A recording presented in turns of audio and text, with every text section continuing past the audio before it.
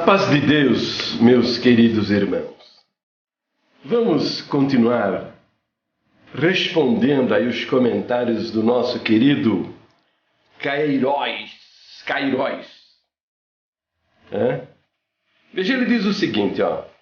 Segundo, Paulo manda escravizar Onésimo ou Paulo era ardoroso defensor da escravidão? Resposta, ele mesmo responde, né? Não mais como servo, antes como irmão. Aí faz a citação de Filipenses 1,16. Receba-o como a mim mesmo. Cita também Filipenses 1,17. Entre parênteses ele colocou como a mim mesmo e não mais como escravo. A maioria das pessoas examinam este vídeo que eu fiz a respeito do uso do véu e leem de maneira preconceituosa. E muitos nem prestam atenção nas coisas que eu estou dizendo por causa do seu fanatismo religioso. Provavelmente isso aconteceu também com esse nosso amigo aqui, o Cairóis.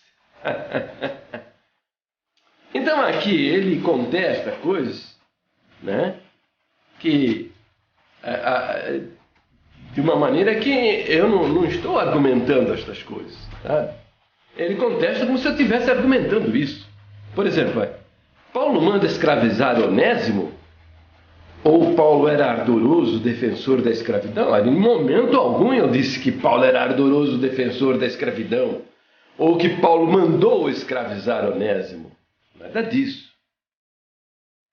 O que eu estou dizendo é que Paulo não meteu o dedo no costume de Filemão, que era da cultura grega, que era a cultura que eles tinham a cultura da escravidão.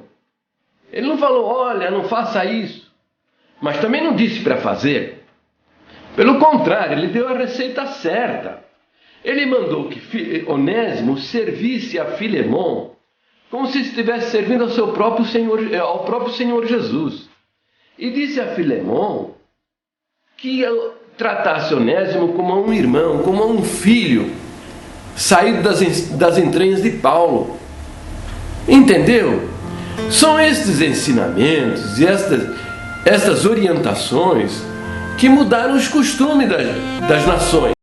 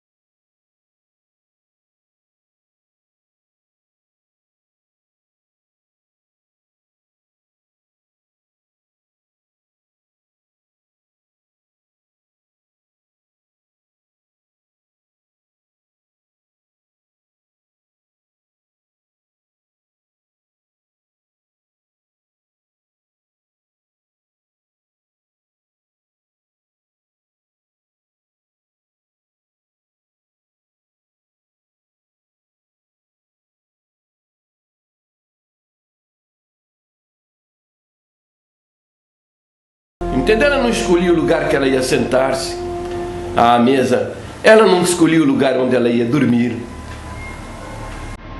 Ela não poderia participar de uma reunião familiar. Ela não poderia manifestar os seus pensamentos. Ela não poderia escolher quem seria o seu esposo. E absolutamente nada, nem instrução tinha. Nem escola poderia ter. A mulher era considerada como se fosse um objeto.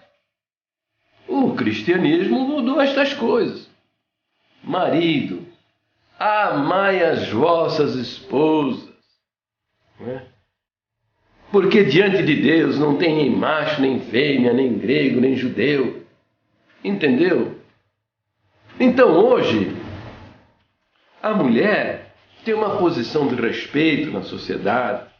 A mulher tem uma posição de igualdade quanto aos homens. É resultado da cultura cristã. Agora, o que eu estou dizendo é que o uso do véu era em função de um contexto até histórico. Viu? Que eu vou explicar lá no seu última anotação, que acho que é a de número 6, eu vou explicar isso para você. A respeito das prostitutas cultuais lá da cidade de Corinto. Ah, meu filho. Então, para você interpretar a Bíblia, você tem que saber também até o contexto histórico. Para você poder entender o que o Espírito Santo, o porquê, a razão do Espírito Santo inspirar o autor daquele versinho, escrever o que ele escreveu. Tem que saber o contexto. Os versos que antecedem e os versos que se seguem depois, para você poder interpretar bem. Porque se você interpretar mal, você vai na contramão, contra a revelação de Deus, contra a revelação do Espírito Santo. Viu?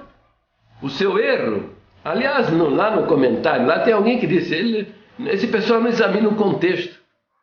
O uso do véu é um verso sacado de um contexto que não está tratando do uso de véu ou não usar véu. Não está tratando disso. Está tratando da autoridade do homem sobre a mulher. Entendeu? E é um verso só. Sacado do seu contexto e dele feito uma doutrina.